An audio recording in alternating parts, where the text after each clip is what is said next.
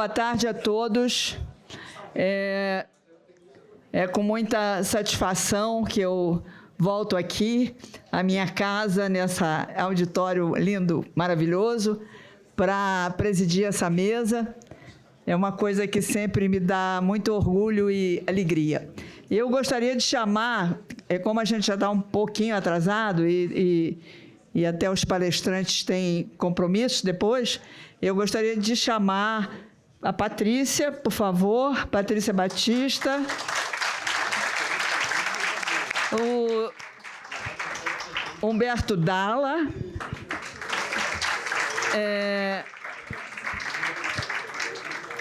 o Gustavo Birenboim e o Zé Vicente Mendonça, por favor.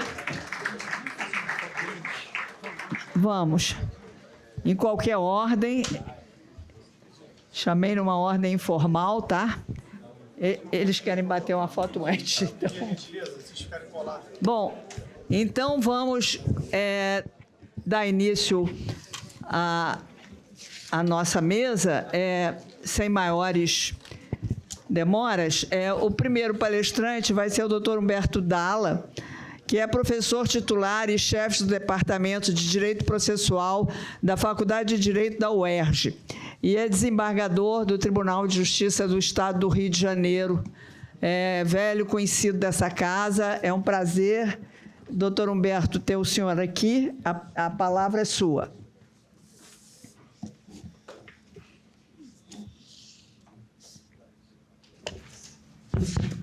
Muito boa tarde a todos, muitíssimo obrigado à Procuradoria-Geral do Estado, e agradeço em nome do Dr. Renan Saad, Procurador-Geral. Queria cumprimentar os meus queridos colegas de mesa.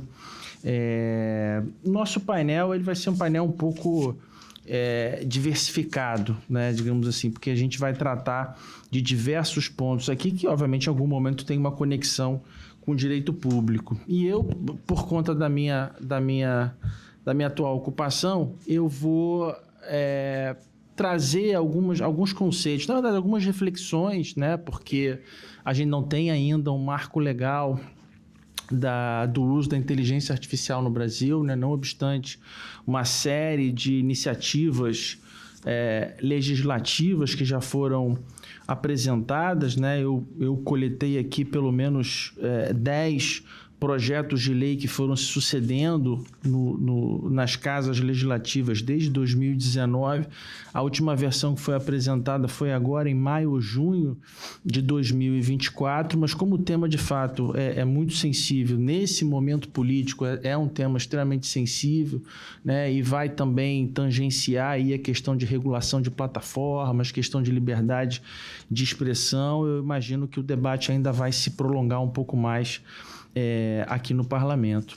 Mas a ideia, como a temática nossa de fundo é a responsabilidade civil, a ideia é a gente refletir um pouquinho sobre a responsabilidade civil do julgador, e aí quando eu falo julgador eu estou falando em sentido mais amplo, né, porque eu estava comentando com o Carlos Edson que a ideia dessa reflexão ela surgiu por conta de uma exposição que eu fiz algumas semanas atrás para os árbitros da CCBC, né, da Câmara de Mediação e Arbitragem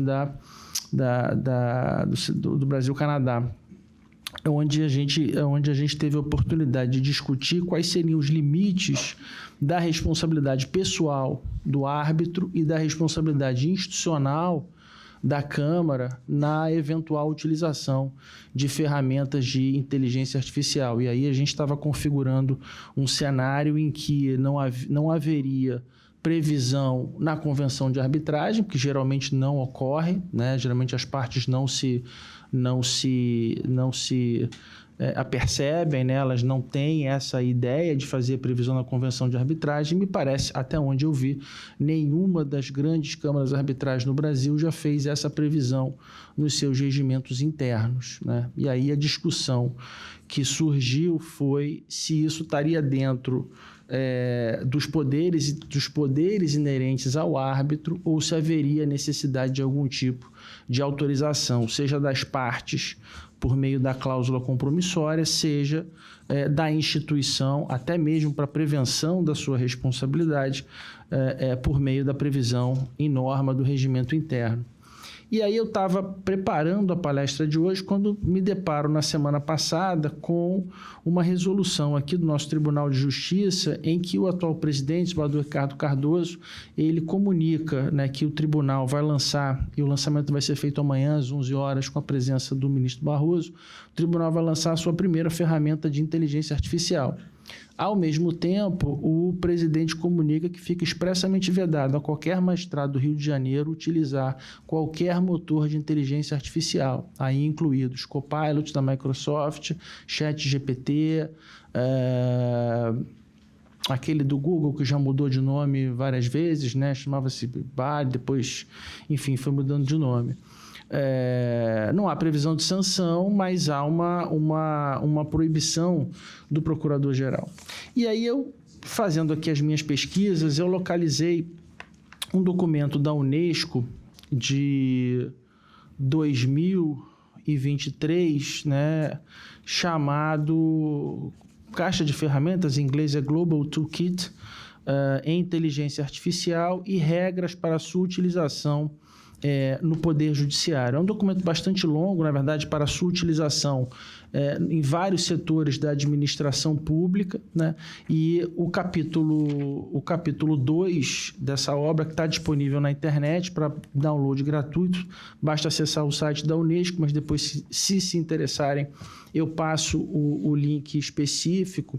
Ele traz uma série de questões aqui que envolvem uma potencial responsabilidade civil, né? Inclusive do julgador, pela utilização ou pela má utilização desses motores, né?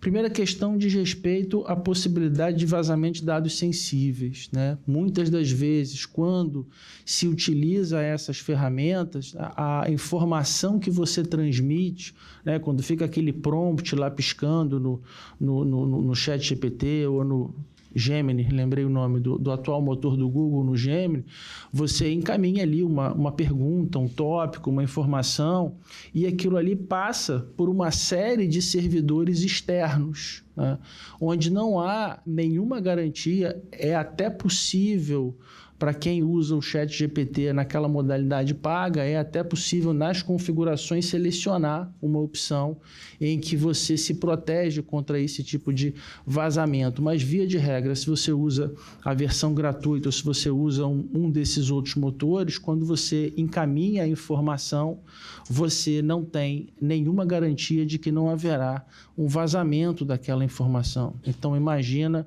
e eu coloquei esse cenário lá na Kansas CBC, imagina um árbitro que coloca ali um trecho de um arrazoado da parte, imagina um árbitro que faz ali uma consulta sobre uma determinada situação de fato, imagina um árbitro que pede para analisar um documento sensível, como uma informação de um livro comercial, alguma informação que esteja coberta com alguma forma de sigilo, né? Seja, no nosso caso aqui do judiciário, um sigilo bancário, um sigilo fiscal. No caso dos árbitros, não tem acesso a essas informações, mas um sigilo comercial, um sigilo de nome, um sigilo de ata de uma assembleia, de uma SA ou de uma empresa. Então, o primeiro problema seria com relação à confidencialidade dessa informação. Um segundo problema que a Unesco aponta diz respeito à propriedade intelectual dos dados, né? Muitas das vezes as informações que retornam, elas estão protegidas por copyright. Esses motores, na maioria das vezes, não conseguem te indicar com certeza se aquela informação foi colhida de várias fontes ou se aquela informação foi tirada de algum livro, de algum artigo, enfim, de algum documento, de alguma peça que possa estar protegido por direitos de propriedade intelectual. Então, a utilização dessa informação sem a indicação da fonte, sem a referência da autoria, pode gerar também problemas dessa ordem. Já tivemos caso concreto, houve ano passado nos Estados Unidos um caso que ficou bastante conhecido de um advogado que citou num arrazoado perante um tribunal norte-americano uma decisão, um precedente que não existia, né? Ele fez uma consulta ao ChatGPT, o ChatGPT deu lá entre os resultados, teve lá algum tipo de alucinação algoritmo, né, como se diz. Não bastasse as alucinações dos humanos, agora a gente também tem que lidar com alucinações de algoritmos. O mundo está ficando um lugar muito estranho para se viver, realmente. Então, o algoritmo lá teve uma alucinação e produziu um resultado que não existia. O advogado não checou, né, colocou aquele resultado, o juiz estranhou, porque conhecia o processo, conhecia a matéria, falou, nunca ouvi falar dessa decisão, mandou lá o clerk, mandou lá o assessor checar e a decisão não existia, né? E esse advogado acabou sendo condenado. Estava respondendo o processo na EBA, né? O equivalente ao nosso OAB, não sei se chegou a ser desligado, não sei qual foi o resultado que se alcançou, não acompanhei o deslinde do caso, né? Mas em termos processuais, ele, salvo equívoco de memória, chegou a ser multado por contempt of court, né? Chegou a ser multado por desacato à corte, porque ainda que não tenha tido dolo direto ou dolo específico, como se fala no direito penal, ele assumiu o risco na medida em que não conferiu, na medida em que não checou aqueles resultados que foram gerados por aquele motor de inteligência artificial. Então, a gente tem problemas. Hoje, a gente não tem ainda um sistema, né? Segunda-feira agora, a Apple anunciou os seus novos devices, né? Anunciou o iOS 18, anunciou a utilização de motor de inteligência artificial e alega que quando você consultar, quando você fizer uso da inteligência artificial da Apple, não estou fazendo propaganda, até porque não conferi, não tenho esse device ainda, mas quando você fizer a utilização, fizer o uso desse motor, a sua informação não vai passar por nenhum servidor fora do sistema da Apple, que era a ideia original do Steve Jobs quando criou a Apple Store, quando criou o sistema fechado da Apple. Então, isso, em tese, não evitaria, mas reduziria os riscos, né, dessa informação passar por outros servidores e dela ser vazada. Mas a gente tem que esperar a tecnologia estar disponível para que a gente possa efetivamente testá-la, né? E chegando ao ponto principal aqui da nossa apresentação, né? Qual que seria hoje a responsabilidade, né? A responsabilidade civil de um magistrado que fizesse uso de um desses motores, né? Ele poderia simplesmente, se ele comunicasse às partes e as partes não se opusessem, e amanhã sobreviesse um resultado desastroso, um resultado não esperado, ele estaria isento, né? Alguns processualistas, né? Processualista é um bicho que adora criar hipóteses de laboratório, né? Que na maioria das vezes não ocorrem na prática. Alguns processualistas já dizem que as partes poderiam fazer uma convenção processual na fórmula do artigo 190 do CPC e dizer que naquele processo fica facultado o uso de um determinado motor de inteligência artificial, seja pelos advogados, seja pelo magistrado, por qualquer personagem que vier a funcionar ali naquele processo. Na medida em que não se tem uma autorização legal expressa, né? O que nós temos hoje em termos de normativa é ainda a resolução 332 do CNJ, né? Uma resolução de 2020, da época da pandemia, uma resolução que foi editada em agosto de 2020, foi um dos últimos atos do ministro Dias Toffoli na presidência do Supremo, antes de ser sucedido pelo ministro Luiz Fux. É uma resolução que está em vigor até hoje, é uma resolução muito mais programática, né, do que efetivamente normativa. Ela prevê regras de publicidade, prevê regras de transparência, de não discriminação, de governança, de segurança, de controle do usuário, mas ela não chega a ingressar nessa seara, né? O judiciário hoje possui algumas dezenas de motores de inteligência artificial funcionando em quase todos os tribunais do país, né? Alguns levantamentos recentes, a FGV tem um acompanhamento praticamente em tempo real disso, né? Um grupo de pesquisa que é coordenado pelo ministro Luiz Felipe Salomão e que conta com a presença do professor Dierle Nunes, que é um dos professores hoje mais destacados no Brasil nessa área de novas tecnologias, né? O Dierle tem um levantamento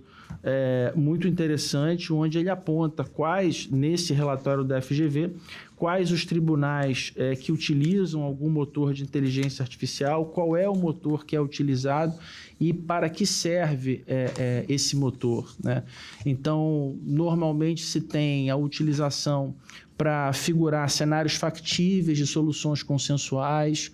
Normalmente, os tribunais superiores utilizam para identificação de casos semelhantes, né, para reunião de causas conexas, para indicação de processos semelhantes para fins de afetação de recurso especial ao rito repetitivo, para fim de indicação de processos que surgem sobre uma controvérsia nova, a fim de instauração de incidente de assunção de competência, determinação se há repercussão geral, em que situações há ou não há repercussão geral. Isso já vem sendo usado com alguma margem de sucesso no Supremo, né? O STJ, assim que for normatizada, a gente está aí já com um atraso de mais de 2 anos, né? Nós já temos a relevância da questão federal intrusa pela emenda 125, mas que depende de uma regulamentação infraconstitucional e até agora, né, nós não temos. Há um embate hoje, há um anteprojeto que foi apresentado pelo Judiciário, há um anteprojeto apresentado pela OAB, eles são frontalmente colidentes, né? Eles partem de premissas completamente diferentes, então é uma matéria que ainda vai precisar passar por algum amadurecimento, por algum grau de debate para que a gente consiga chegar aí a uma solução mais específica. E a questão hoje mais tormentosa, e eu termino com ela, né? Minha posição aqui é meio como chacrinha, né? Eu venho mais para confundir do que para esclarecer. A questão mais tormentosa hoje é se é razoável, né? Se colocaria dentro de um parâmetro de razoabilidade a utilização de algum motor de inteligência artificial no ato decisório, né? No ato de julgar. Se é possível a utilização de algum desses motores para o ato de julgar. Tem um artigo muito interessante que saiu na Repro, né? Repro é a revista de processo, é hoje a publicação uma das mais importantes de processo no Brasil. Um artigo que saiu do João Sérgio Soares Pereira, que é um assessor aqui do nosso tribunal, o Luiz Manuel Borges Vale, que é doutorando pela UNB, e a Débora Bonar, também da UNB. A UNB é um celeiro, né? Foi uma das primeiras instituições no Brasil a estudar essa matéria. O título do artigo é Inteligência Artificial Generativa e a Fundamentação da Decisão Judicial, né? E eles se colocam aqui nesse artigo de maneira frontalmente restritiva, né? Dizendo que esses motores poderiam ser utilizados para prever cenários, para agrupar decisões semelhantes, para identificar entendimentos precedentes, né? Agregar elementos, mas que não haveria ainda a possibilidade de se utilizar aqui no âmbito decisório, né? O que se tem hoje em termos de doutrina no Brasil, e acho que isso esbarra também nas próprias limitações estruturais e operacionais das ferramentas, né? Fala-se muito em inteligência artificial hoje, mas o grau de acuidade das ferramentas ainda é muito abaixo do esperado. Há uma expectativa muito grande, sabe aquelas publicações de Instagram, expectativa versus realidade? Há uma expectativa de que você vai apertar um botão e o ChatGPT vai resolver toda a sua vida, quando, na verdade, a realidade é muito diferente disso, né? Eu estava recentemente conversando com o professor Aloysio Mendes, que é o vice-presidente aqui do TRF, e eles estavam testando uma dessas ferramentas, e ele me dizia que de cada 10 testes para admissibilidade de recurso especial, identificação de tese repetitiva, o algoritmo lá alucinava e errava cerca de 30% a 40%. Uma margem de erro de 30% não é aceitável na utilização de nenhum serviço judicial no Brasil. Uma margem de erro de 10% já não é aceitável, 30% é absolutamente inexequível. Então, para dizer que muito que nós estamos falando aqui ainda está há alguns anos de acontecer na prática, em larga escala, numa utilização em que seja realmente com parâmetros de confiabilidade, tá? Peço desculpas se ultrapassei aqui um pouquinho o tempo. Doutora Lucélia, agradeço imensamente o convite e a apresentação. Devolvo-lhe a palavra para o prosseguimento dos trabalhos. Muito obrigado.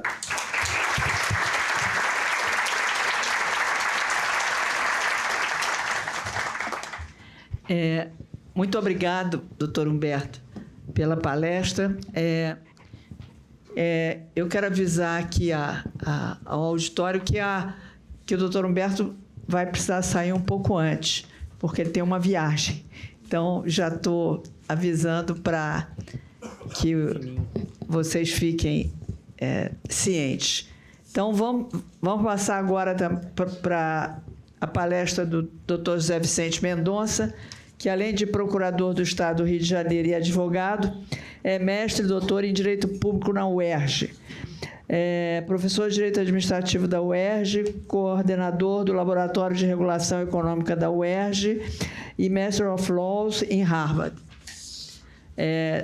Doutor Zé Vicente, por favor. Muito obrigado. Eu tinha uns slides aí, não sei se... Ah, tá ótimo. Na verdade, é uma palestra muito simples também. Saúdo, primeiro convite, Carlos Edson, todo o Sejur, a Procuradoria, sempre um prazer, uma alegria estar aqui. Saúdo a Lúcia Leia, brilhante Procuradora-Geral. Saúdo minha colega Patrícia, querida amiga, professor Gustavo, também, de quem fui estagiário, quem muito admiro. Sempre uma alegria. Professor Humberto Dalla, colega de universidade. Sempre bom encontrar com amigos da UERJ, embora a UERJ não colabore, não é isso? A gente tenta, a gente dá a nossa aula aí onde tem gente que queira assistir. Bom, é uma palestra mais geral sobre responsabilidade civil do Estado, incentivos e custos. Eu vou destacar aqui alguns pontos. Não tenho a pretensão de trazer respostas, mas mais nem conclusões. Fernando Pessoa dizia, né, a única conclusão é morrer. Então, eu acho que, de uma forma menos dramática, eu tenho só perguntas, só questionamentos. Mas, só passando aqui, pronto. Basicamente,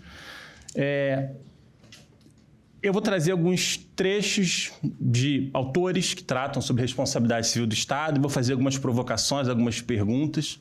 Muito disso consta de um capítulo que escrevi numa obra coletiva, o professor Gustavo também participou, chamada Direito Administrativo em Ação. Escrevi o capítulo sobre responsabilidade civil do Estado. Portanto, essa minha palestra é uma versão, em alguma medida, resumida desse meu capítulo nesse livro, nessa obra coletiva. Bom, primeiro, comecemos pelo óbvio. Responsabilidade civil do Estado, aliás, toda responsabilidade civil é uma distribuição de recursos entre partes. A responsabilidade civil do Estado, ela possui uma diferença, uma peculiaridade em relação à responsabilidade civil em geral. Essas partes fazem parte do mesmo todo. Todo mundo é a mesma coisa. Então, a responsabilidade civil do Estado é uma fórmula de redistribuição de recursos públicos entre administrados. O povo, que vai pagar aquela responsabilidade, né, aquela indenização, e o lesado, que também é administrado, que também faz parte do povo. O grande desafio aqui, meus colegas, é encontrar uma fórmula racional, uma base racional para essa alocação de recursos, para essa distribuição de recursos, de modo a evitar socializar prejuízo e privatizar lucro, que, aliás, é a nossa tradição. Tem um livro de Gianetti muito interessante sobre isso, né? E eu diria que o discurso jurídico, ele tende a uma visão moral desse debate. Tende. E eu acho que é importante recuperar ou ressaltar uma certa visão econômica, por assim dizer, dessa distribuição. A gente não pode esquecer, quando a gente fala de responsabilidade civil do Estado, que a gente está modulando comportamentos, a gente está criando incentivos, a gente está alocando custos para alguém e está produzindo algum tipo de... esperando que alguém haja num sentido ou em outro. Essa, então, é a visão central. E na responsabilidade civil do Estado tem o povo pagando essa conta. Então, a gente tem que ter uma visão... vamos chamar assim, pragmatista ou econômica, para além de visões assim, mais românticas, ideias um pouco mais sedutoras, talvez, mas que não sobrevivem a uma visão mais crítica. Primeiro ponto dessa minha apresentação nem é tão diretamente associado a esse debate sobre custos, mas é um aspecto que eu gostaria de destacar aqui, que o professor Aragão fala nas suas aulas, uma pesquisa que ele fez junto à professora Odete. Patrícia estava conversando comigo. Na disciplina deles, lá na USP, no doutorado, é um debate sobre o fundamento da responsabilidade civil do Estado. Isso é um debate bem clássico, mas eu acho que isso é um ponto que pouca gente trata com a profundidade que eu acho necessária. Classicamente se afirma que o fundamento da responsabilidade civil do Estado é a ideia de solidariedade social e a ideia de igualdade entre os administrados. Ou seja, uma vez que a administração pública presta serviços públicos, todos nos beneficiamos de serviços públicos, é razoável que, uma vez que um administrado em particular tenha sido lesado, ele seja socorrido pelo Estado, enfim, já que a prestação de serviços públicos se faz em prol de todo mundo. Do contrário, você estaria tratando de forma desigual aquele administrado que foi prejudicado. Ok, isso é verdade, mas isso é só parte da verdade. Porque muitos dos fundamentos da responsabilidade civil do Estado não decorrem de atos lícitos, assim, não é necessariamente em razão da busca de um interesse público legítimo que surge o dever de indenizar. Muitas vezes, responsabilidade civil do Estado decorre de ato ilícito, por exemplo. Como dizer, esse é o exemplo que o Aragão dá no artigo dele, o Charles Eisenman também fala disso. Como dizer que a sociedade se beneficiou quando o policial tortura quando o policial penal tortura o preso na prisão. E aí, portanto, surge um pleito de indenização. A sociedade não ganhou com essa postura, percebe? Então, não é um benefício para todos. Então, essa afirmação de que existe um dever de indenizar em razão da solidariedade social vale para prestação de serviços públicos, mas existe um outro lado da história, que é quando há um dano, enfim, quando a atuação do Estado não é legítima. Então, esse fundamento clássico, eu citei aí no slide anterior, por exemplo, o professor Sérgio Cavalieri, como exemplo de doutrina muito importante, mestre de todos nós, mas esse fundamento, citado pelos manuais, é apenas um fundamento parcial. No fundo, que veja aqui, compatível apenas com os encargos específicos sofridos para satisfazer o interesse público expresso, em razão de uma obra pública, etc. e tal. Não em razão de ilegalidades ou de acidentes. Como alegar que a sociedade se beneficiou com uma tortura realizada por agentes estatais, exemplo que eu dei, que naturalmente deve acarretar a indenização da vítima. Então, esse fundamento da solidariedade social, da igualdade entre administrados, é apenas quando as coisas dão certo. Mas, quando dá errado, qual seria o fundamento? E a coisa toda se passa, no fundo, responsabilidade civil do Estado tem uma lógica securitária. No fundo, é como se as coisas funcionassem como um seguro. É um seguro de vida em sociedade. Então, esse é o ponto que eu acho importante destacar. Não é necessariamente a solidariedade social que justifica o dever de indenizar. É como se a gente entra num jogo de solidariedade em razão de um seguro. É como se fosse um seguro que a gente, enfim, tem que pagar em razão de viver nessa sociedade. Segundo alguns autores, a generalização do fundamento da responsabilidade e em razão disso, a objetivação da responsabilidade civil pode gerar uma expansão desse dever de indenizar com aumento de custos.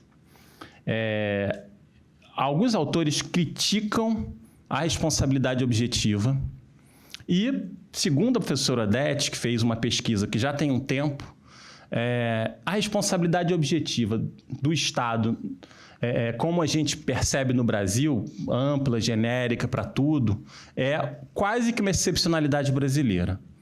Quase que uma excepcionalidade brasileira. Ela encontrou apenas a Espanha com um regime jurídico parecido com o nosso. Ela menciona que na Itália não é assim, a responsabilidade do Estado é subjetiva, associada à do servidor. Na Alemanha, salvo situações de desapropriação, a responsabilidade é subjetiva, está associada à culpa do servidor. Inglaterra também, Estados Unidos também. Então, pelo menos à época que foi feita essa pesquisa, que não é recentíssima, mas, enfim, eu verifiquei aqui, pelo menos com livros mais atuais, na França ainda é assim, esse modelo de responsabilidade objetiva super ampla e super abrangente do Estado é uma coisa que tem curso no Brasil, mas não é uma coisa corriqueira no direito comparado europeu, pelo menos. Então, é um ponto que a gente pode pensar se isso aumenta custos, se há um impacto em relação a outros... Se o custo Brasil, vamos chamar assim, está aumentando em razão disso ou não, ou enfim, se esse é um custo que vale a pena pagar, se a gente tem consciência de que esse custo está sendo alargado por conta desse fundamento e dessa opção, que de alguma forma é uma opção constituinte, mas enfim, a jurisprudência alarga cada vez mais. Se a gente tem consciência disso, como disse, decisões constitucionais, decisões legislativas têm custos, modelam comportamentos, modelam incentivos. Então, a gente está sabendo que essa é uma excepcionalidade brasileira, será que vale a pena? A gente vai no Manual de Direito Administrativo e fala assim, olha um histórico evolutivo da responsabilidade civil do Estado. Antes você tinha a irresponsabilidade, the king can do no wrong, que está errado, inclusive, essa frase. Porque na época, correspondente a essa frase, é a época que você está desenvolvendo o Habeas Corpus Act, e o Writ of Mandamus, isso significa que o rei pessoalmente não responde, mas a responsabilidade é do servidor. Então, essa frase ela corresponde à responsabilidade subjetiva do agente público. Então, isso eu aprendi lendo um autor de História do Direito Inglês, um professor de Oxford, sobre História do Direito Inglês. Eu li especificamente esse negócio. Aliás, quem me recomendou esse livro foi o Leonardo Carrilho. E aí eu li sobre isso, ele falava expressamente, essa frase que the king can do no wrong, não corresponde a uma etapa de irresponsabilidade civil do Estado. Corresponde a uma época em que a responsabilidade é pessoal do servidor. O rei não erra, justamente para você dizer, eu não agi, a culpa não é minha, a culpa é do rei, a culpa é do Estado. Não, a culpa é sua. Então essa frase não corresponde a uma época de irresponsabilidade civil, como as pessoas falam, como o manual fala. Corresponde a uma época de responsabilidade subjetiva do servidor. Olha que interessante.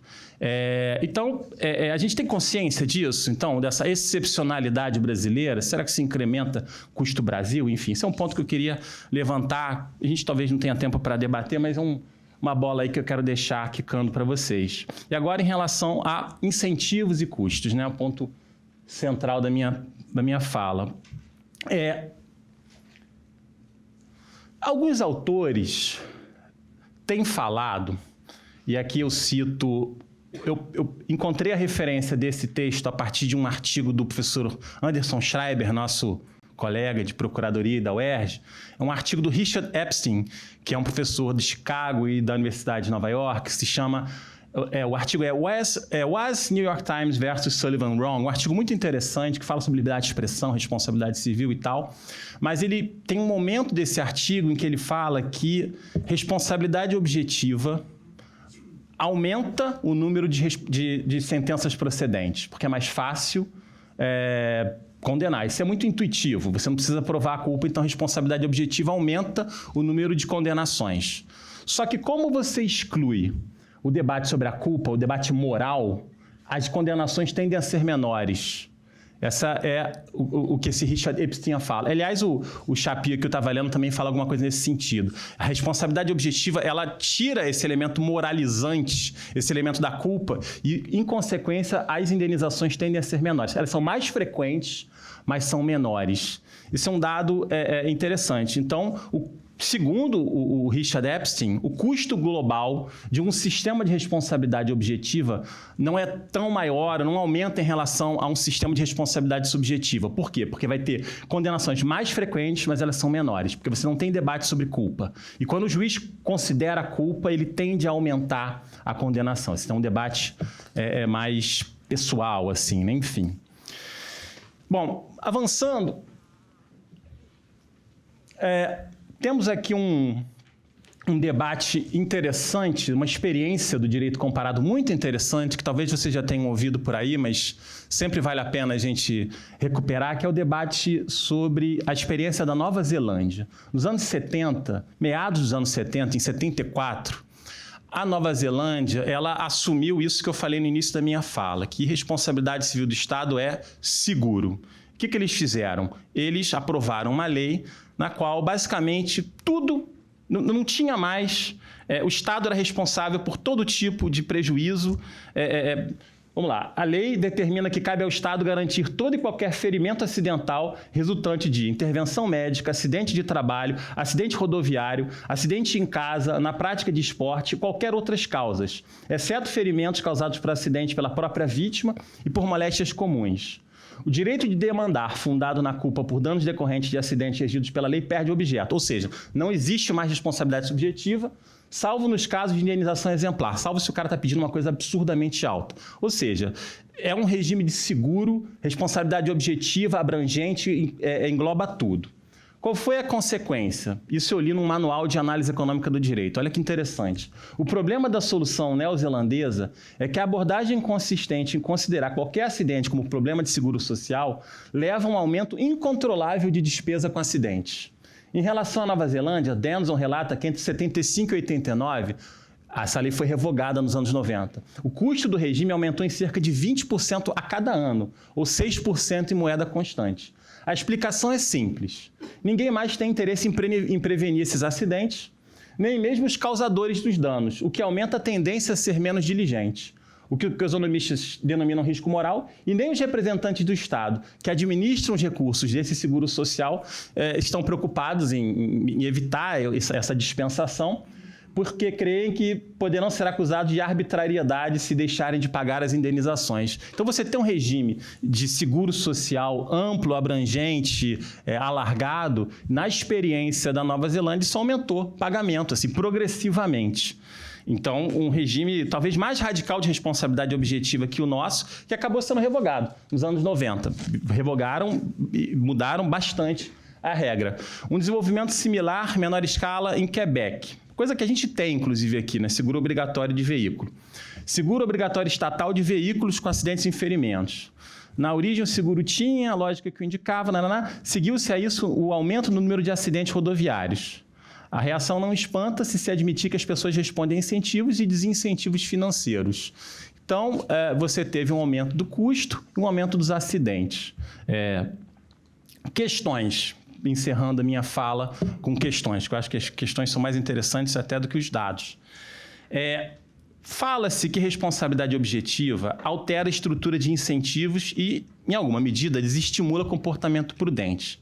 Esse raciocínio também vale para o poder público, o agente do poder público, ou já que é o Estado e não ele pessoalmente que responde, ele ainda vai agir prudentemente, porque a responsabilidade do servidor é sempre subjetiva. Está entendendo? A responsabilidade do Estado é objetiva, a do servidor é subjetiva. Será que essa lógica de alteração de incentivos de comportamento se aplica também ao servidor? Outra observação. Há quem alegue que responsabilidade objetiva leva a aumento nos gastos com a reparação de danos. Por outro lado, responsabilidade objetiva traz uma redução nos custos da investigação da culpa, já que você não vai precisar provar culpa, você não vai ter o tempo gasto para provar culpa, os argumentos de culpa são despiciendos ali no processo. Então, será que o aumento no gasto com a indenização que você vai ter compensa, digamos assim, a redução no custo sobre a investigação da culpa que você vai ter, já que a culpa não é uma questão? Esse é um ponto que a gente também tem que discutir, porque o sistema objetivo prescinde da culpa. Então, isso fica mais barato se você não vai discutir culpa. Outra discussão aí, enfim. Responsabilidade civil do Estado pode ser substituída por um seguro coletivo contratado entre todos os administrados? Vamos assumir que isso é seguro e acabou. E a gente nem discute, nem judicializa isso. O seu dano é esse, vamos pagar. Enfim, a gente vai reduzir o gasto com a judicialização, por exemplo. Quais as vantagens e desvantagens de um modelo assim? Isso tenderia ao abuso? Pelo menos, enfim, uma questão que a gente pode colocar. Alegações que foram feitas nos textos que eu apresentei para vocês ao longo dessa palestra. Do Aragão e da Odete, do Schreiber e do Richard Epstein e desses autores do Manual de Análise Econômica. 3 insights a partir desses autores. A responsabilidade objetiva do Estado, nos nossos moldes, seria pouco comum. Seria não chega a ser uma jabuticaba, mas é um caju ali. Não sei o que tem na Espanha e no Brasil. O que tem na Espanha e no Brasil? Consegue pensar em algo? pessoas muito expansivas, assim, mas isso não é uma identidade... Bom, castanholas não tem no Brasil. Bom, enfim, uma coisa que não é tão comum assim. Mas aumentaria os custos com os agentes. Responsabilidade objetiva levaria a indenizações mais frequentes, porém o valor menor. A responsabilidade objetiva alterando a estrutura da tomada de decisão e tendendo a aumentar gasto com reparação, mas poupando gasto com investigação da culpa. São afirmações sobre fatos no mundo. Eu acho interessante investigar empiricamente cada uma dessas alegações. Então, acho que a gente pode pensar hipóteses, estruturar pesquisas para tentar verificar empiricamente se essas afirmações se confirmam ou não, na realidade do Brasil. E, finalmente, nesse texto de análise econômica, eles falam, enfim, isso é uma afirmação bem singela, num risco moral em relação a modelos objetivos de responsabilização. O René Chapuis fala isso também, francês, né? A origem do direito administrativo é na França. Ele fala assim, o início de ele fala sobre a responsabilidade do Estado. Aí ele fala assim, não podemos ser um partidário incondicional da responsabilidade objetiva. Ela não pode ser legítima senão se ela estiver isolada dentro de hipóteses escolhidas muito judiciosamente. Isso não apenas em razão do sentimento mais elementar de justiça, mas também para evitar que se acredite na ideia de que, em termos simples, a gente pode acreditar que tudo está permitido, já que a gente encontra alguém que vai pagar. Então, ele diz assim, o direito francês, ele está falando de direito francês, admite responsabilidade objetiva do Estado, isso é um manual de direito administrativo, mas é importante que a gente não generalize, porque isso gera incentivos perversos na lógica das pessoas, das instituições. Como é que a gente pode pensar em estratégias para desativar esse risco moral, caso ele se aplique à responsabilidade da administração pública? Será que responsabilidade subjetiva do causador do dano é suficiente para neutralizar esse risco? Ou será que existe um problema? A responsabilidade objetiva, você bota o Estado para pagar e depois há um problema na investigação da culpa em relação ao agente público, aquilo se dilui, não existe uma ação regressiva, poucas vezes isso acontece, de alguma forma a vítima já se satisfaz com a indenização e o Estado não é eficiente nessa regressão e, portanto, a coisa vai ficando por aí. Como é que a gente pode alinhar esses incentivos para que a responsabilidade objetiva do Estado não gere essa sistemática em que os comportamentos são mais negligentes, já que tem uma entidade abstrata, culpada por tudo e que vai pagar e que sempre pode pagar, porque sempre a gente pode tributar um pouco mais. E essa é uma questão, essa questão de $1 trilhão que a gente tem que pensar aqui, né? Como alinhar incentivos para que a responsabilidade objetiva não vire uma espécie de laissez-faire, assim. Vale tudo porque o Estado está pagando, portanto, eu não me preocupo em alinhar meu comportamento, em tomar medidas de prudência, etc. e tal.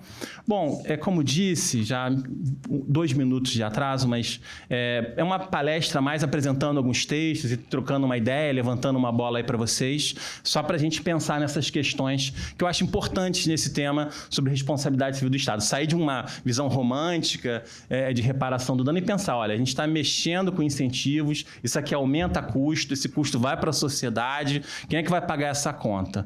Enfim, devolvo a palavra à nossa moderadora, agradecendo mais uma vez ao convite, saudando os meus colegas, alunos, alunas que estão aqui, agradecendo a paciência aí de terem ficado aí até o fim, sem mexer no celular. Muito obrigado.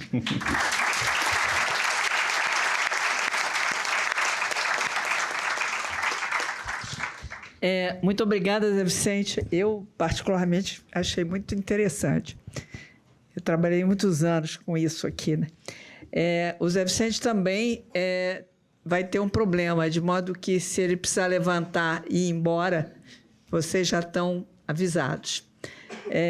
Vamos passar aqui agora a palavra para a Patrícia Batista, a doutora Patrícia Batista, professora associada de Direito Administrativo da Faculdade de Direito da UERJ, doutora em Direito do Estado pela Universidade de São Paulo, mestre em Direito Público pela Universidade do Estado do Rio de Janeiro e procuradora do Estado do Rio de Janeiro. Patrícia, por favor.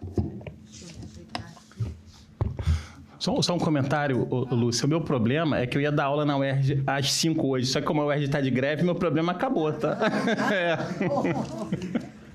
Então não me avisaram. Bom. Não, então tá. Boa tarde, é um prazer estar aqui. Lúcia, você viu como trocaram as mesas? Eu outro dia vi, achei tão bonito, né? Então, né? Ficou bom, né? E assim... Não, e legal assim, né? Ver que as pessoas têm preocupação em manter isso aqui bonito, né? Eu queria comentar isso com você porque, né? Acho que é digno de nota. Outro dia eu estava aqui, achei assim, poxa, mesa nova, tá bonito. Bom, obrigada aí pelo convite. É um enorme prazer estar aqui com vocês. Eu também vou na linha do Zé. Eu vou trocar umas ideias gerais com vocês. Eu estou estudando o tema da digitalização da administração pública e do direito administrativo e os impactos dessa digitalização em temas, nos capítulos tradicionais da matéria, né? Eu venho estudando esse assunto há um pouco, não chega a um ano, mas também não são 6 meses, um pouquinho mais do que isso. E é claro que o tema da responsabilidade da administração passa toda hora que a gente está discutindo esse assunto da digitalização. Porque aí o primeiro ponto que eu acho que é importante destacar, que é o que os meus estudos têm demonstrado, a gente não pode cair no erro de tratar a digitalização, inteligência artificial, tudo como se fosse uma coisa só. Na verdade, assim, o que a gente tem de mudança significativa que está impactando o dia a dia da vida em coletividade e, no caso específico, da administração. Alguns autores, datificação, que a disponibilidade de uma grande quantidade de dados digitais, isso é uma novidade, não tinha. Tá? O desenvolvimento de algoritmos cada vez mais potentes. E aí a gente vai dizer, algoritmo não é nenhuma novidade, a gente tem discutido lá no nosso curso, a lei é um algoritmo, tá? A lei é um algoritmo, faz isso, acontece isso. O que a gente tem de novo? Algoritmos incrivelmente potentes, né? Algoritmos poderosos. Então, grande quantidade de dados digitais, algoritmos poderosos e a hiperconectivização, quer dizer, o desenvolvimento de conexões de redes intensas.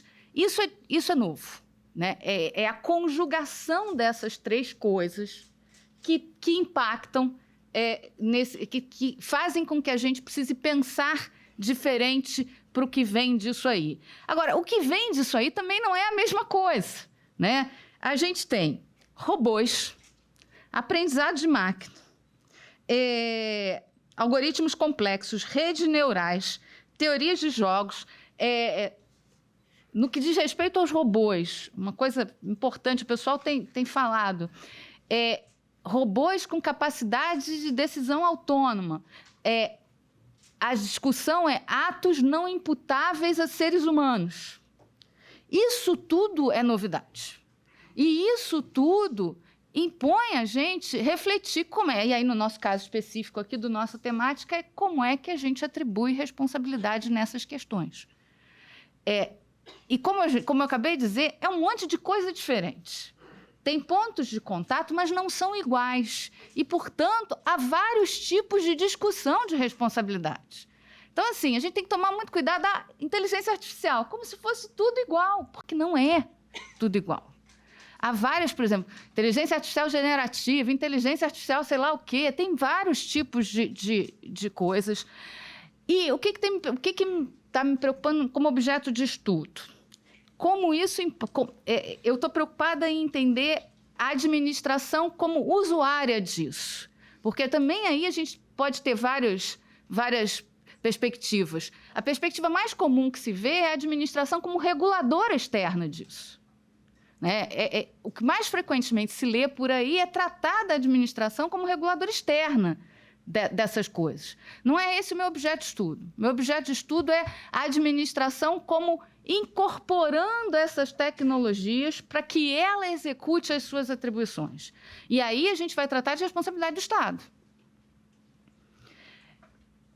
O debate, muitas vezes, no que diz respeito à responsabilidade do Estado, não vai ser muito diferente do que se trata da responsabilidade que recai sobre o particular usando essas mesmas coisas. É claro, e aí, como o Zé falou, a gente no Brasil tem uma situação peculiar, que é o 37, parágrafo 6º. Se a gente entender, o 37, parágrafo 6º vai resolver a vida sempre de todo mundo, a gente pouco de debate vai ter aqui. Só que a coisa é um pouco mais complexa. Porque, por exemplo, no que diz respeito aos robôs, e aí eu não estou falando chatbot, eu estou falando carro autônomo, robô, né? Coisas. Só para mostrar para vocês, 2 artigos que eu separei. Ó. Robot Liability, responsabilidade de robô. O outro, a responsabilidade artificial, está em espanhol aqui, a responsabilidade artificial de las organizaciones descentralizadas autônomas, é um artigo espanhol, por isso que eles tratam das organizações autônomas, por atos não imputáveis a seres humanos. Se a gente pega o 37, parágrafo 6º, causado pela administração, você tem, e isso vale para robô e para outras formas de decisões autônomas, para a gente imputar a responsabilidade, eu tenho que necessariamente conseguir relacionar essa decisão autônoma a alguma autoridade, a algum ato de autoridade. Eu preciso fazer essa correlação. E aí eu ponho a responsabilidade no Estado. Porque qual é o problema? Vários desses algoritmos são desenvolvidos, desses sistemas, não tem um desenvolvedor só. Eu tenho uma cadeia de desenvolvedores, eu tenho uma cadeia de empresas. Não sei se vocês viram, o governo federal lançou há pouco tempo uma discussão de soberania digital. É um projeto, mas é uma discussão que um monte de gente se preocupa. Por quê? Porque muitos dos nossos dados aliás, quase todos dos nossos dados estão hospedados em nuvens da Amazon, do Google, dados públicos federais.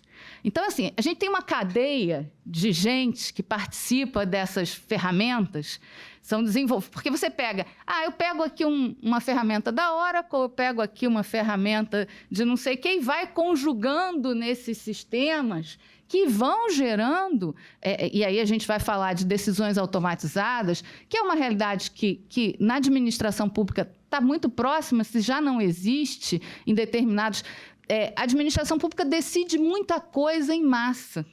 Vamos pensar na outorga de uma carteira de motorista. Que a carteira de motorista é até assinada pelo presidente do Detran. Mas, no fundo, tem ato mais vinculado. Junta esse documento, junta esse documento, junta esse documento. Por que um robô não toma essa decisão? A gente está muito tranquilo de entender que, para atos extremamente vinculados ao uso de ferramentas de automação, é inevitável. A gente vai discutir, não vou conseguir discutir isso com vocês hoje, mas a gente discute que até em muitos casos isso vai ser melhor para a sociedade. Tem muita gente que torce a cara, mas isso vai realizar impessoalidade como nenhum outro agente público realizará impessoalidade como essas ferramentas automáticas.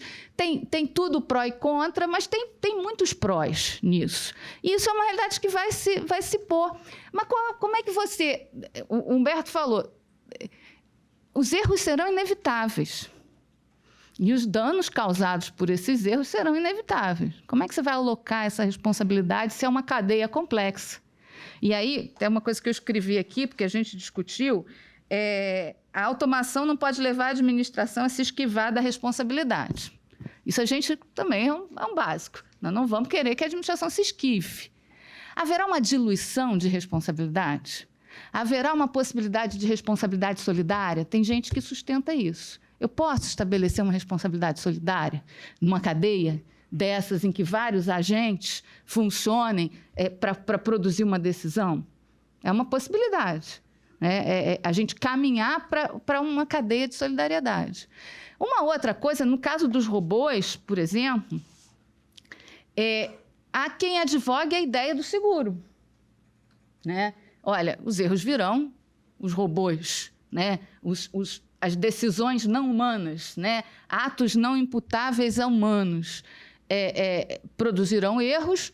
Será que eu não garanto a sociedade melhor com seguro, né? Com um sistema de responsabilidade por seguro?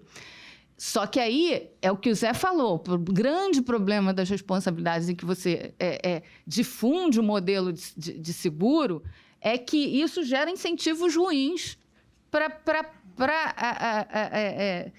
como é que é a palavra? Me escapuliu. Que é para prevenção, não, para... Evitação, prevenção. Evitação, é uma palavra horrível, né? Mas é isso. Para gente adotar comportamentos prudenciais, né? Então, seguro é uma solução quando você não consegue identificar muito claramente as cadeias causais, mas é um problema que gera incentivos ruins para evitar essa realização desses. E ainda tem uma outra coisa. E aí, vamos imaginar processos automáticos, né? Procedimentos administrativos que vão ser tomados por algoritmos automatizados. E outros tipos de processos da administração, em que normalmente a gente tem discutido, vocês já devem ter ouvido falar, a gente precisa de algoritmos transparentes, a gente precisa de explicabilidade de algoritmo, isso tudo está... esse o discurso da ordem do dia, a explicabilidade do algoritmo, a transparência do algoritmo, que é o que a gente no direito administrativo gosta de fazer, no direito público em geral, que é o controle pelo processo. A gente controla o processo de construção da decisão. Então, várias ferramentas tradicionais do direito administrativo a gente aloca na ideia de controle pelo processo. Estamos controlando o processo de formação, criando parâmetros para essa formação de decisão. A grande questão, é que no que diz respeito ao aprendizado de máquina, machine learning e redes neurais, né, que é um machine learning catapultado, assim, muitas vezes essa explicabilidade é muito difícil. O algoritmo aprende e muitas vezes, é o que os desenvolvedores falam, o mecanismo de aprendizado é tão sofisticado que você perde a explicabilidade em algum momento. Assim, a máquina chegou numa decisão, ela vai fazendo... A gente até estava falando isso, assim, uma lógica estatística, uma lógica de dados, ela vai fazendo correlações e ela chega na decisão. São modelos mais sofisticados, a gente ainda não está perto disso na administração pública, né? A gente acho que ainda leva um tempo para que a gente chegue, mas vai chegar. Mas vai chegar. É inevitável que chegue. E aí é quem sustente, olha... a gente vai fazer um esforço muito grande para fazer o controle pelo processo. A ideia de que a gente vai conseguir controlar esse processo é uma ideia que vai gerar muita frustração, porque nós vamos ter que gastar muita energia para controlar o processo e não necessariamente a gente vai conseguir controlar o processo. E aí, qual é a saída para isso? Esquece, abandona o controle pelo processo, ou pelo menos relaxa um pouco, e foca na ideia de controlar o resultado. Como você controla o resultado? É seguro, você vai ter que construir mecanismos fortes de controle do resultado. O que é controle do resultado? Tem erro? Indeniza. Tem erro? Dá um jeito, cria mecanismos de,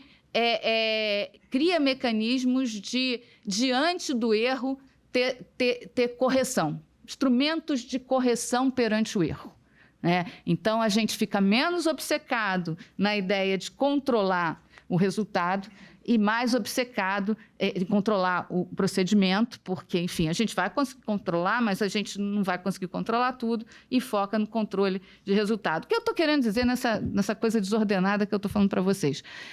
Não é que seja, isso é complexo. Não estou falando de complexidade. Eu estou falando que são várias coisas acontecendo e que a gente vai precisar parar para pensar. Não vai ser simples. Pode ser que no fim do dia, aqui no Brasil, acabe sendo simples. Dá responsabilidade objetiva, porque a gente, o que o Zé falou, e é muito importante, a gente estava discutindo por que a gente chegou nesse ponto da responsabilidade objetiva. Tem várias explicações políticas, morais, éticas, etc., mas a gente é reducionista. O 37, parágrafo 6º, é um dispositivo extremamente reducionista para uma vida complexa. E o que mostra essa grande digitalização da administração é que, a gente tem que ter cuidado com as generalizações, eu acho que elas não servem aqui. A gente tem que identificar o compartimento. Por exemplo, uma das coisas que eu escrevi aqui, a gente está falando muito de plataforma. Olha, a gente pode falar em governo por plataforma, a gente pode falar em governo como plataforma e a gente pode falar em plataformas como governo, porque várias plataformas se comportam como governo. Então, olha só, para a mesma coisa, para a mesma ideia, plataformização da vida, a gente está num momento de plataformização da vida. Tudo tem plataforma. Mas, na mesma ideia da plataformização, eu tenho 3 coisas que são bem diferentes. As plataformas agindo como governo, o governo por plataforma, que é o GovBR, por exemplo, é o que o governo federal está fazendo, centralizando aos poucos. Todos os serviços públicos estão virando uma grande plataforma. A gente tem uma força... centrípeta. Tem uma força centrípeta caminhando para aglutinar tudo da administração pública. E não sejamos ingênuos no que o governo tem feito isso. Tem um lado ótimo para a gente, tem uma centralização, mas também o governo, e esse governo, estou falando no sentido lato, nunca os governos souberam tanto sobre todos nós, né? Assim, na medida em que você junta aquilo tudo, nível federal, nível estadual, os governos estão... É aquela história que eu falei, a grande quantidade de dados digitais, essa sugada, estão sugando todos os dados, isso dá um poder... Isso gera uma força de quem detém. Então, assim, a sociedade precisa se preocupar com isso, né? Tem se preocupado, né? Mas, então, assim, governo por plataforma e governos como plataforma. Quer dizer, a ideia do governo é ser uma plataforma, né? A atividade de governo se executar via plataforma. Olha quanta coisa diferente a partir da mesma ideia de plataformização. Então, assim, a gente tem que ter cuidado, por isso que eu digo, e a inteligência artificial, né? Sim, um genericão. Não é um genericão. Tem várias complexidades, várias individualidades. Um carro autônomo, que a administração vai usar, em algum momento, não vai demorar muito, um carro autônomo usado pela administração vai demandar um tratamento pelo dano que ele causar. O carro, a decisão automatizada num processo administrativo digital vai demandar um outro olhar. A gente enxergar o erro do algoritmo, eu consigo pegar aquela decisão automatizada do algoritmo, eu consigo reconduzir ela a alguma autoridade pública? A gente está discutindo enxergar a autoridade pública nos algoritmos. Na medida em que eles vão formar decisões autônomas, eu vou necessariamente alocar aquela autoridade num agente, ou eu posso alocar aquela autoridade no próprio algoritmo. Eu tenho que ter que é a questão da grande personalização, despersonalização. A gente estava discutindo transparência, motivação, eu tenho um paralelo em explicabilidade. Impessoalidade hoje está virando despersonalização. Ou seja, eu não tenho necessariamente uma pessoa sempre. Então, né, Lucas? Lucas está querendo desenvolver essa ideia de responsabilidade, a gente discutiu muito isso. Então, assim, eu aqui não tenho também, como Zé, de dizer assim, isso é isso, isso é aquilo. Na verdade, o meu objetivo era mais trocar essas ideias e apresentar para vocês, assim, esse, entre aspas, admirável mundo novo com o qual eu tenho me deparado, mas que eu tenho feito um esforço de tentar entender cada compartimento dele e tenho percebido assim, a gente não pode tratar como a maioria dos textos superficiais como se fossem processos únicos. São muitos processos diferentes, com impactos diferentes e que vão ter discussões de responsabilidade diferentes. É claro, e insisto, a gente tem no Brasil uma saída reducionista. mesmo essa saída reducionista do 37, parágrafo 6º, vai ter um problema da gente entender o ato do algoritmo como o ato da administração, em alguma medida. Especialmente quando isso vier oriundo de ferramentas não desenvolvidas e não pelo poder público. Enfim, eram essas as ideias que eu queria trocar com vocês. Eu não sei se ajudei mais ou compliquei mais, mas eu estou me divertindo estudando esse assunto. Obrigada.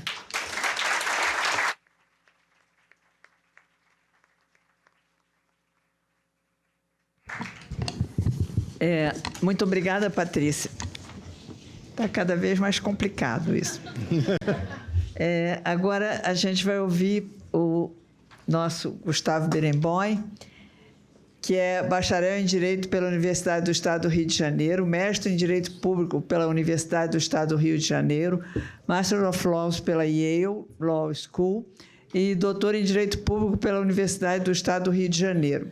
Atualmente é professor titular de Direito Administrativo da Universidade do Estado do Rio de Janeiro e professor emérito da Emerge, membro da Academia Brasileira de Letras Jurídicas. Além disso, é procurador do Estado do Rio de Janeiro e advogado. Com a palavra, Gustavo. Obrigado, Lúcia. Boa tarde a todas e todos.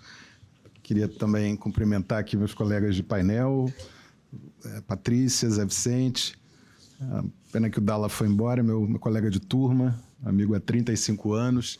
E por atrasos absolutamente naturais, pedir desculpas a todos a toda a audiência pelo nosso atraso. Acontece. Agradecer ao meu amigo querido Carlos Edson, do Rego Monteiro Filho, nosso chefe do Centro de Estudos Jurídicos, nosso diretor da Faculdade de Direito da UERJ, e saudar os professores que vêm de fora e que nos prestigiam aqui para esse evento.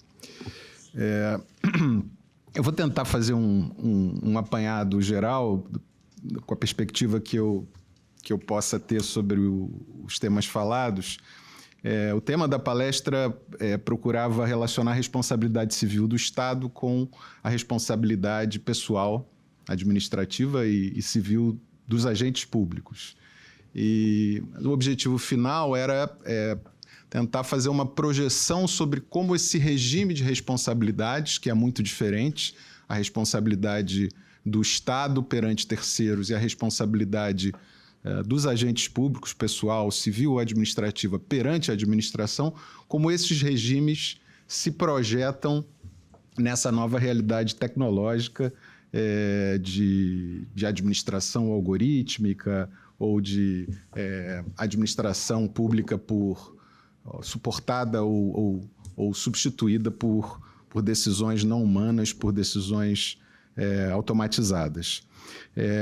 Eu começo, de certa forma, concordando com a explanação inicial do Zé Vicente, lembrando que é possível compreender qualquer regime de responsabilidade civil de maneiras distintas.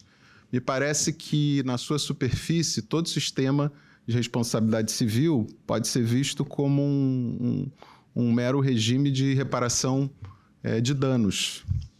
Mas, na sua profundidade, todo regime de responsabilidade civil é, na verdade, um sistema de alocação de riscos sociais.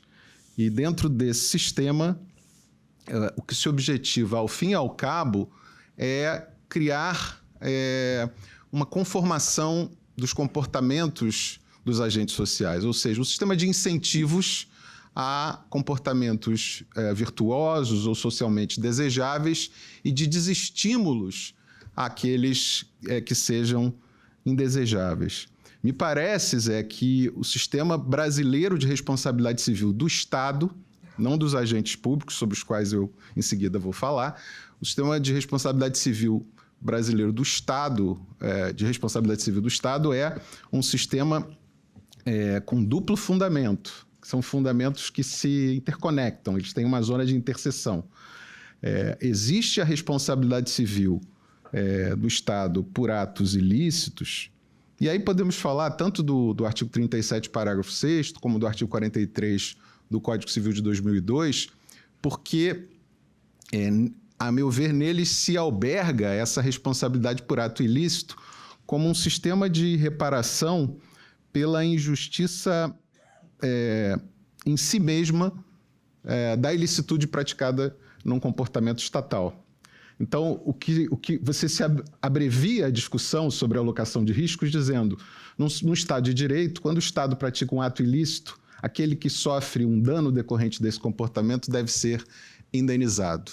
Mas o sistema baseado na ideia do risco administrativo é, sobretudo, um sistema de busca de justiça fiscal. Acho que o que o Zé procurou fazer compreender é que há uma busca de identificar outras situações injustas em si mesmas que não decorram especificamente de um comportamento comissivo ou omissivo ilícito por parte do poder público. E essa justiça fiscal é baseada na ideia de uma busca de uma certa equidade na distribuição de ônus sociais.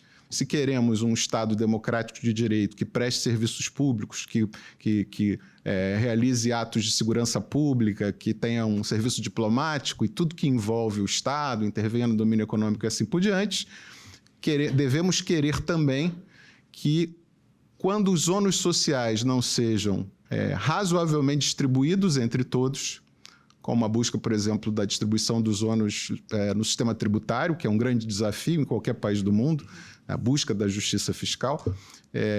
E quando houver a possibilidade de identificação dessas situações injustas, individualmente injustas, pela alocação de um risco em pessoas determinadas que suportem esses ônus, esses danos decorrentes de um comportamento estatal, ainda que ele seja considerado lícito, aí o sistema de seguro social, que eu acho que é a ideia fundamental da responsabilidade civil do Estado por atos lícitos, entra em ação para redistribuir esses danos por toda a sociedade e o Estado, como representante da sociedade, vai arcar com o pagamento dessa indenização. A discussão toda relevante é o que vale como sinistro. Como não há um contrato de seguro que defina nas suas cláusulas o que vale como sinistro, a nossa discussão é o quanto esse dano está concentrado em alguém, é individual, em poucas pessoas, em grupos específicos, para valer como sinistro, para que a sociedade arque as consequências do reconhecimento desse dano e, consequentemente, o pagamento da indenização. Mas acho que esse é o sistema que tenderá a ser aplicado, pelo menos inicialmente, salvo alguma mudança constitucional ou legal, por decisões que gradualmente estão se tornando automatizadas. Cada vez mais há decisões que estão suportadas, estão embasadas em processamentos por inteligência artificial, que ou elas são praticamente chanceladas, uma espécie de homologação da decisão já tomada, e aos poucos são decisões efetivamente automatizadas.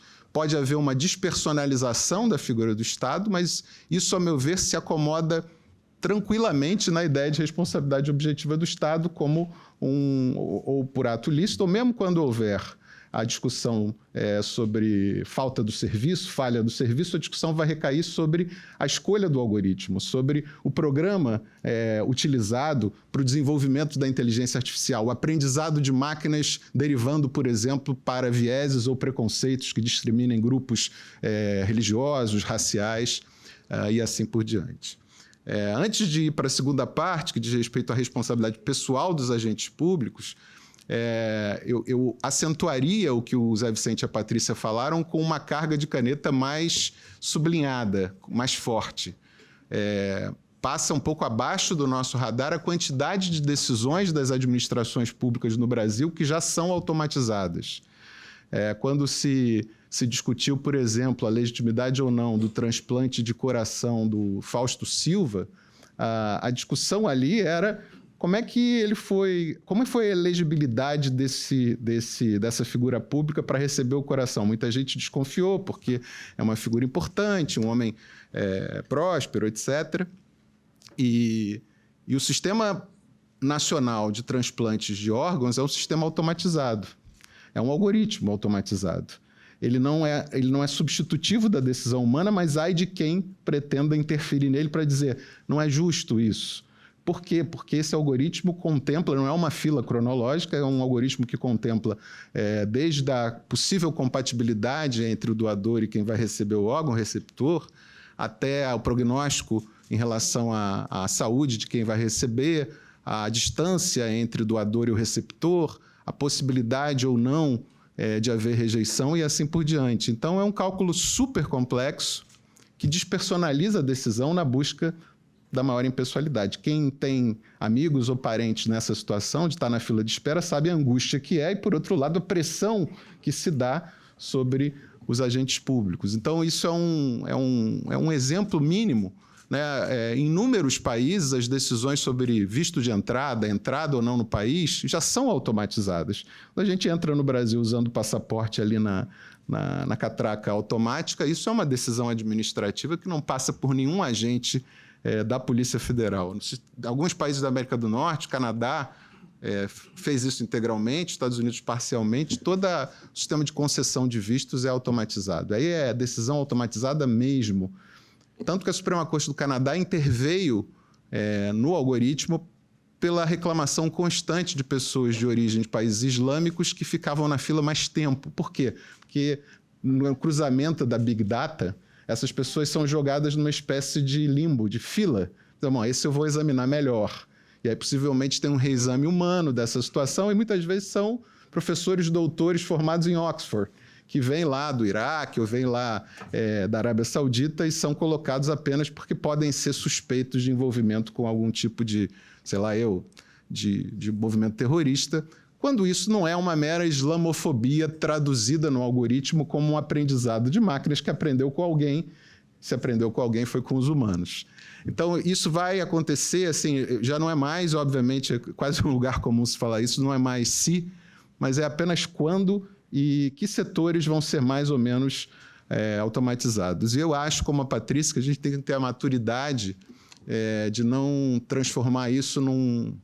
Vai virar um palanque, obviamente, porque nada é externo à política, as pessoas vão dizer que isso é desumanização da administração pública, que óbvio que o reconhecimento facial gera preconceitos e viés, e é verdade, mas, por outro lado, lidar com democracia de massas é lidar com decisões múltiplas que exigem uma acurácia, porque a sociedade espera essa acurácia e que não tem como ser tomado por decisores humanos em todo o tempo e, muitas vezes, com pouca impessoalidade e um volume de informação extraordinário para ser processado com vistas à produção da melhor decisão. A segunda parte, responsabilidade pessoal do agente público. O Brasil passou de 2018 para cá por uma redefinição desses parâmetros jurídicos, com a edição da Lei 13.655 de 2018, que acrescentou 10 artigos à nossa Lei de Introdução às Normas do Direito Brasileiro, e especificamente no tema aqui que nos interessa, no artigo 28, criou uma espécie de cláusula geral. Eu e o André Cirino demos esse nome, acabou o nome colando, né? E outros já escreveram mais alentadamente sobre esse artigo 28, cláusula geral do erro administrativo. Aquele dispositivo da lei, da nova LINDB, que diz que a responsabilidade pessoal dos agentes públicos por decisões ou opiniões técnicas só existirá nos casos de dolo ou erro grosseiro, né? O legislador fez essa escolha, a decisão de sanção do então presidente Michel Temer foi muito criticada, porque se estava ainda no momento de ápice do lavajatismo, mas essa decisão, a meu ver, se revelou acertada. Pelo menos a experiência nesses 6 anos é de que está se caminhando para uma acomodação maior entre a busca pelo aprimoramento, depuração da administração pública, extirpar quadros que não sejam moralmente confiáveis e, obviamente, estimular as melhores decisões e, por outro lado, não inibir práticas inovadoras, decisões que sejam necessárias pela urgência da situação, pelo clamor popular, diante de tragédias, diante de pandemias, em situações extremas.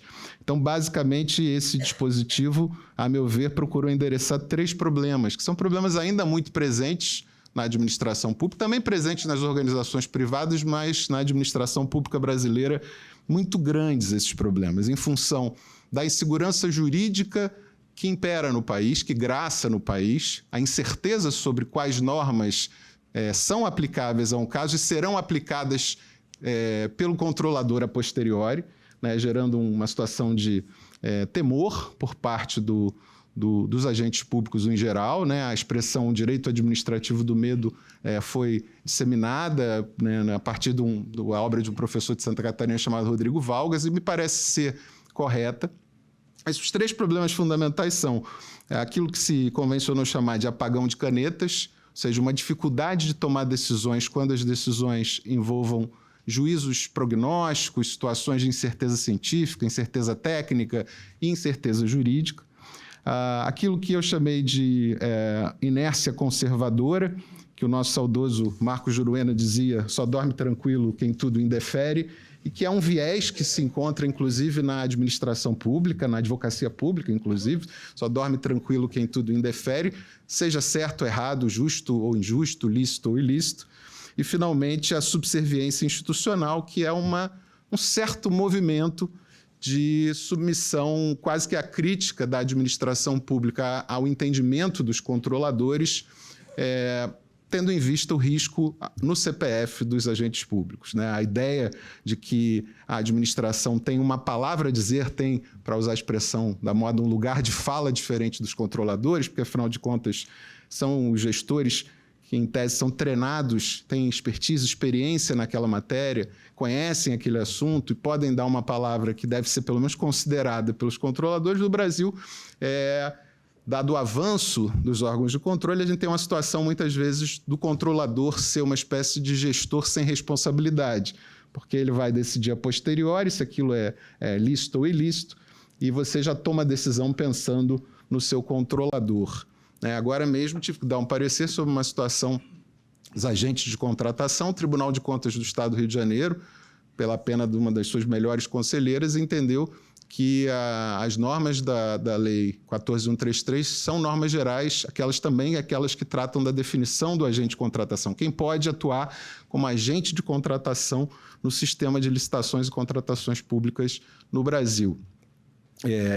Alguns colegas entenderam seguindo o Tribunal de Contas, o que é sempre uma medida muito prudente, mas eu realmente não me convenci de que aquilo seja uma norma geral, e entendo que os estados e municípios têm uma realidade própria e podem gradualmente gerenciar o seu quadro de pessoal para escalar servidores que não sejam necessariamente servidores de carreira, de provimento efetivo, pelo menos podem fazer isso em algumas situações, mas preferencialmente devem ser de carreira.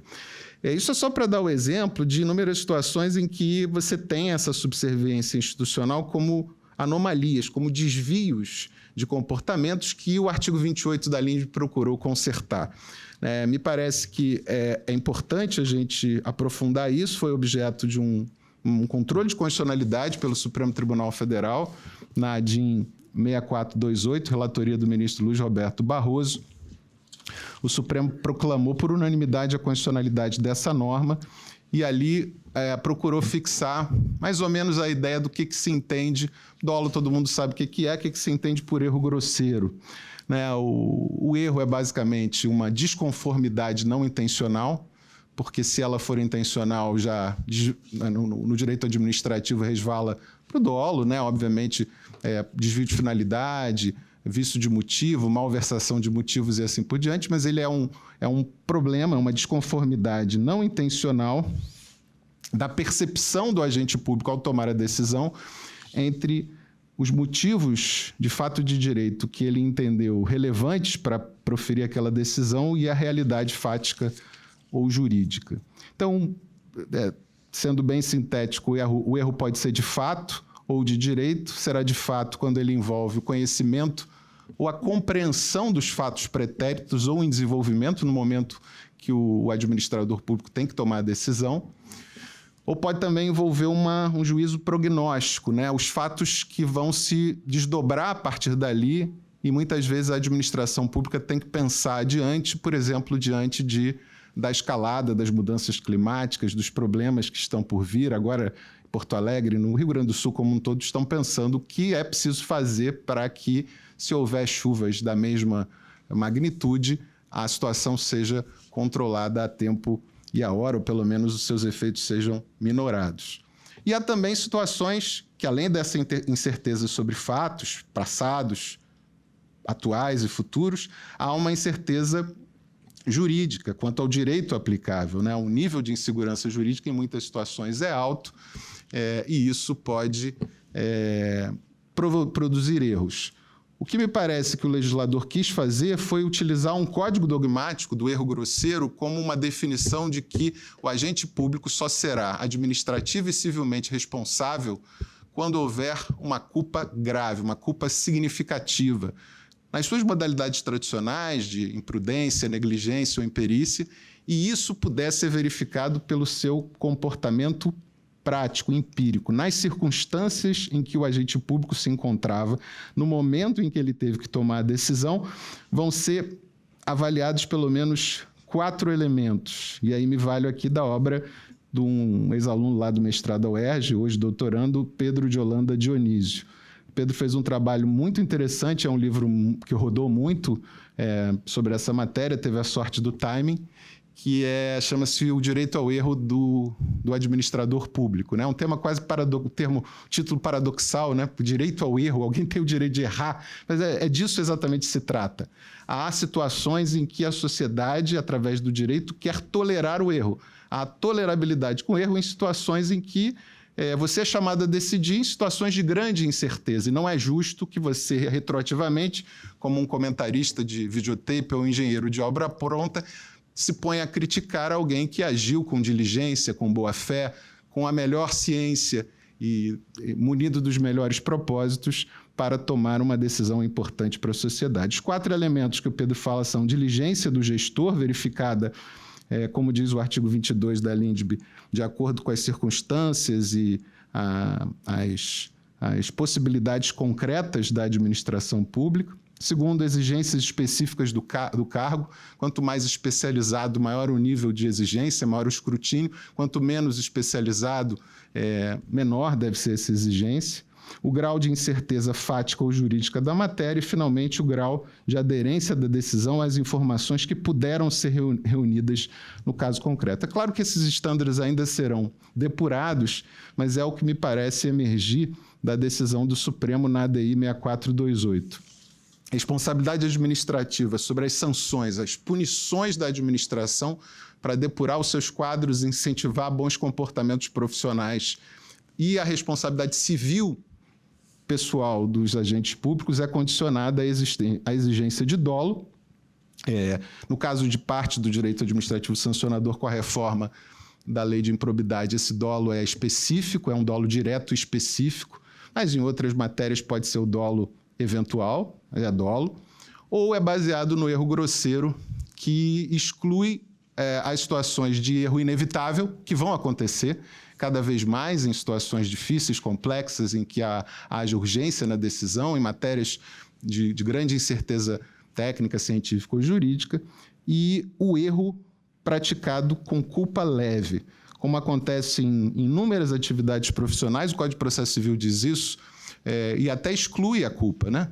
Responsabilidade de magistrados, membros do Ministério Público, membros da Advocacia Pública e da Defensoria Pública pelo Código de Processo Civil de 2015, só ocorre a responsabilidade pessoal em casos de dolo ou fraude, o que não envolve, portanto, a prática de atos culposos. A LINDB amplia isso para dizer, olha, não, quando houver erro grosseiro, haverá também responsabilidade. É claro que na dosimetria da sanção, no plano administrativo, os atos dolosos são mais graves do que os atos praticados com culpa grave. Como isso se projeta, para não me estender muito, às novas tecnologias, o uso da inteligência artificial? Isso que o Humberto anunciou na sua palestra inicial, do presidente editar um ato normativo proibindo os juízes e desembargadores do uso de qualquer mecanismo de inteligência artificial, assim, eu acho que tem que ter uma interpretação conforme a Constituição. qualquer juiz, qualquer desembargador, qualquer ministro, qualquer agente público, qualquer procurador do Estado pode se utilizar privadamente desses mecanismos para se ilustrar, para se instruir, para saber o que ele pode ou não pode fazer, deve ou não deve fazer. O que eu acho que o ato normativo quer dizer, e aí eu até concordo, pelo momento ainda embrionário, de desenvolvimento ainda das novas tecnologias de baixa acurácia, é que a responsabilidade pelo ato é pessoal do agente público. Ou seja, não exclui a responsabilidade dele por eventual erro grosseiro o uso desse mecanismo. Ao contrário, nesse momento embrionário, talvez seja configurador de erro grosseiro. Mas isso também não pode ser compreendido. Então, o sujeito que vai lá, usa o ChatGPT, joga no processo administrativo e acha que o trabalho está feito, ele pode vir a ser, a meu ver, corretamente até processado administrativamente por erro grosseiro. Se causou dano, até responsabilizado civilmente. Mas há outras situações. A partir do momento que a gente entende por que no Brasil a inteligência artificial está começando a ser usada como instrumento decisório pelo Poder Judiciário e pelos tribunais superiores. Os programas lá, o Vitor no Supremo e o Atos no STJ, e agora já tem outros nomes, já são referências a Vitor Nunes Leal e Atos Guzmão Carneiro, ministros já falecidos, integrantes dessas duas cortes, do Supremo e do STJ, pela impossibilidade de responsabilização dos ministros, eles não são responsabilizáveis. Então, assim, você vai usar isso e quem é que vai reclamar depois de um ato chancelado pelo plenário do Supremo Tribunal Federal? Mesmo o plenário do STJ, no máximo, pode haver uma reforma pelo Supremo Tribunal Federal. Mas isso tem sido usado gradualmente pelas cortes superiores e está servindo como uma espécie de laboratório, que revela, assim, sendo utilizado de maneira responsável e de boa-fé, que é necessário que a administração pública se abra para essas novas tecnologias. E aí, diria mais, em situações em que há uma certa experiência e o uso com resultados positivos do ponto de vista não só da celeridade, mas da acurácia, na eficiência do tratamento dessas questões, a tendência é, com a regulamentação, os agentes públicos terem que se utilizar disso e ser parte da boa prática profissional do agente público se valer desses mecanismos para a produção das melhores decisões. Então, a gente pode sair de uma situação em que o uso pirateado do ChatGPT por um agente público pode ser considerado uma forma de configuração de erro grosseiro para a não utilização, com a arrogância do ser humano, do homem ser a medida de todas as coisas, essa não utilização vir a ser considerado um erro grosseiro, estando disponível futuramente uma tecnologia que comprovadamente vai produzir melhores resultados. Basta a gente pensar na fila do INSS para exames de imagem. Aparentemente, a inteligência artificial na medicina vai ser um dos campos que vai andar mais rápido. E a verificação de um exame de imagem de uma pessoa que precisa de um benefício vai ser feito, como já é feito em Israel, como já é feito na Estônia, como já é feito no Canadá, por exemplo, que está andando muito rápido, com resultados dados pela inteligência artificial. Se a pessoa tem ou não tem uma doença, se a pessoa tem ou não tem, quer dizer, não só para o benefício pessoal do possível doente, mas também como resposta da administração pública no seu sistema de seguridade social, de forma mais barata, de forma mais rápida, que atenda melhor ao administrado e com maior acurácia, com maior eficiência, num dos sentidos possíveis do princípio da eficiência do artigo 37 caput da Constituição. Então, também acho que não dei muitas respostas, apenas levantei dúvidas, mas eu sou fascinado por esse assunto e acho que tenho 52 anos, mas para quem está entrando na Procuradoria agora, já há 29 anos aqui, esses temas vão ser os temas sobre os quais a gente vai ter que dar pareceres, vai ter que ter discussões, vai ter discussões no parlamento, e são os temas que as novas gerações realmente vão ter que enfrentar. Espero que para o bem da humanidade, para o bem do Brasil. Eu procuro imaginar esses mecanismos como as lentes que fizeram as pessoas voltarem a enxergar, como o microscópio eletrônico que permite que a gente veja as partículas infinitamente pequenas, ou os telescópios eletrônicos, os corpos celestes infinitamente grandes, e que permita que a gente tome decisões melhores, talvez com mais impessoalidade, a bem do progresso civilizatório, da realização dos valores da democracia e dos direitos fundamentais. Obrigado, gente.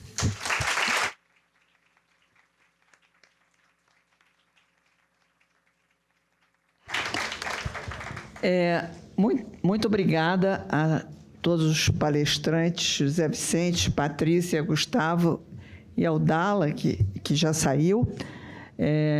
Foi maravilhoso. Eu, que a senhora era tão ligada à responsabilidade civil, fiquei fascinada aqui com todas essas novidades. Agora, acho que, Carlos Edson, temos um intervalo. Então, temos um intervalo de 5 minutos, a mesa vai girar, né? E, para mim, mais uma vez, uma enorme satisfação estar aqui com todos esses amigos. Muito obrigada.